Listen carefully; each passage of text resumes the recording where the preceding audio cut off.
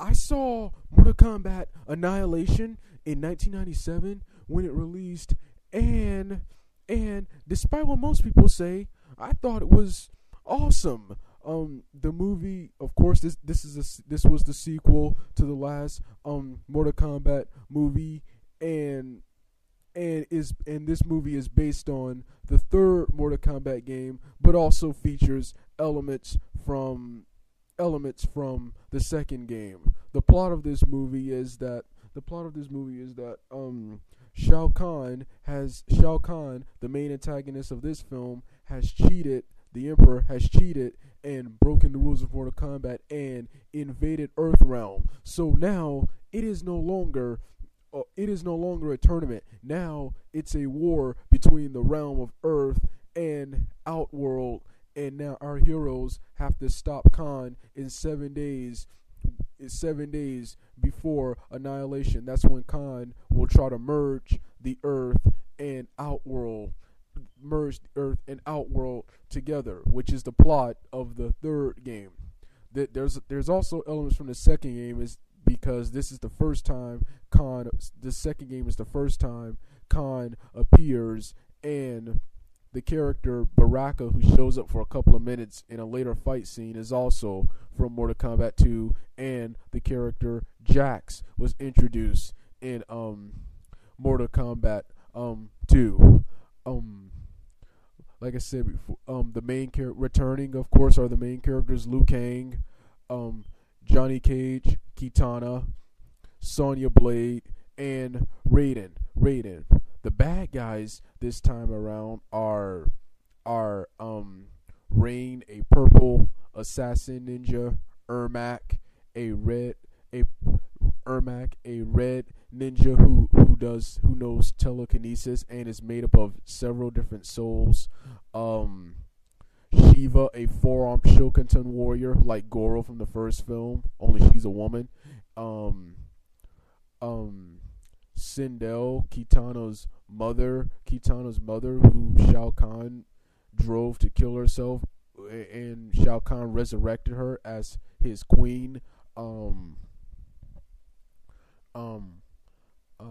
Then there's Motaro, who's a half human, half centaur, and of course the main antagonist is Shao Kahn. The main antagonist is Shao Kahn. Of course, what I like about this movie is I love the fight scenes. I love the way it opens up with the heroes preparing for battle, and all the main characters, all the bad guys falling from the sky. And when Shao Kahn comes down, and I like when he comes down and gives that epic speech: "The earth was created in 6 days, so too shall it be destroyed, and on the 7th day mankind will rest in peace." And Raiden confronts Shao Kahn. Shao Kahn: "As long as I have the power, you will never rule this world. Raiden, as long as the portal remains open, your world becomes my world." Then they fight. Shao Kahn tackles Raiden with his shadow tackle move from the game. Then he shoots Raiden with some fireballs. Raiden jumps in the air and hit his teleport tackle on Khan. He even says the words, "Give me my money!" He even says the words. He even says his signature phrase. And then Khan tries to do some fireballs, and Raiden beats him with an uppercut. Shao Kahn then takes a rope and grabs Sonya and holds her hostage. Raiden stops and mocks him and tells him, "You mock behind a human." And this is where Johnny Cage tries his signature shadow kick, but Shao Kahn attacks him, and then eventually kills him. Now, that's one of the things I didn't like about this movie. Okay, I didn't mind them killing off Johnny Cage, because that is what happens in the second game. Johnny Cage dies and doesn't return to the fourth game, but I hated the fact they killed him so early in the film. Also, like I said, bro, I love the fight scenes. I love how they included characters like included new characters like Sub-Zero, Jax, the younger Sub-Zero, Jax, Cyrax, the returning Scorpion, Smoke, and Baraka and Shiva. But what I hated is that they is that most of these characters I named, with the exception of Jax, just show up for a couple of minutes and then leave. Like Sub-Zero and Scorpion, they came out of nowhere and had that awesome fight, and then after the fight was over, they both, after Scorpion kidnapped Kitana, they both left and never appeared again. Baraka, he just showed up briefly for a fight scene for an awesome fight scene with Liu Kang, but they kill him off easily, and his death was reused footage from Rain's death early in the film, which I also hated. Rain, he got killed off early by Khan without doing any fighting, and Nightwolf, he just showed up. He was also in this film. He just showed up to give Liu Kang advice. Which was cool. He taught Liu Kang how to do his animality, but I would have loved to see him doing some of his moves in this movie. I would have loved to see him fighting, but that didn't happen. And Stryker and Cabal aren't even mentioned. Are mentioned in this film, but are never seen. And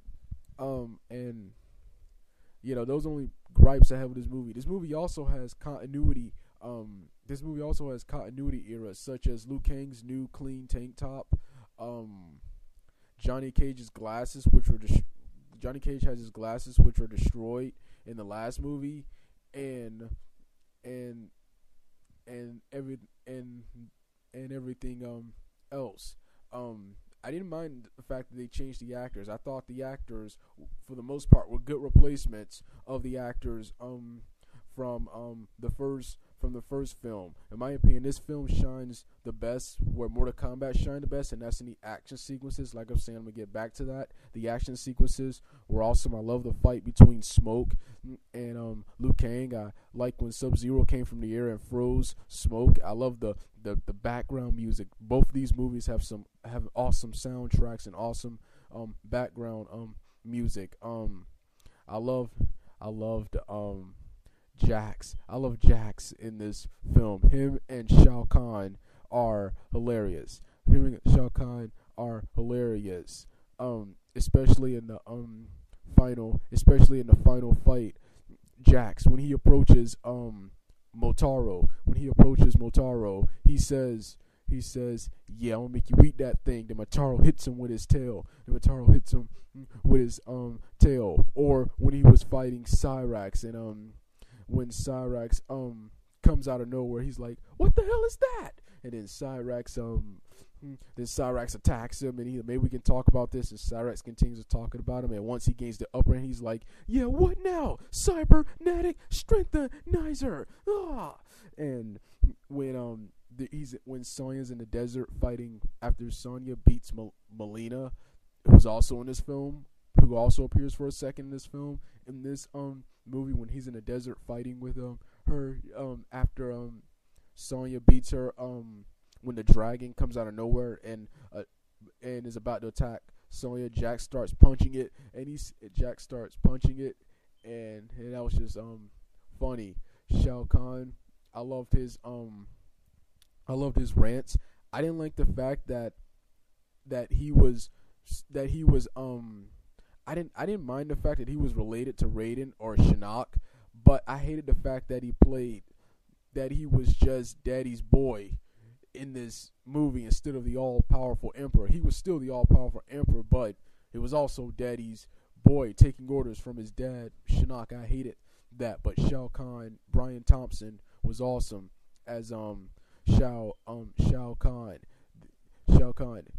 He said, "Prepare for final battle. Show them the way to oblivion." And then he has that awesome fight scene with Liu Kang. I like after they do their dragon animality. I like how how the elder gods come out of nowhere and say the fate of the universe will be decided as it should be in Mortal Kombat, and they continue fighting. And of course, Liu Kang defeats Shao Kahn with a somersault drop kick. I also like how since Raiden was mortal in this film, he got to fight more. Well, that's my thoughts on Mortal Kombat Annihilation. I thought it was an awesome movie.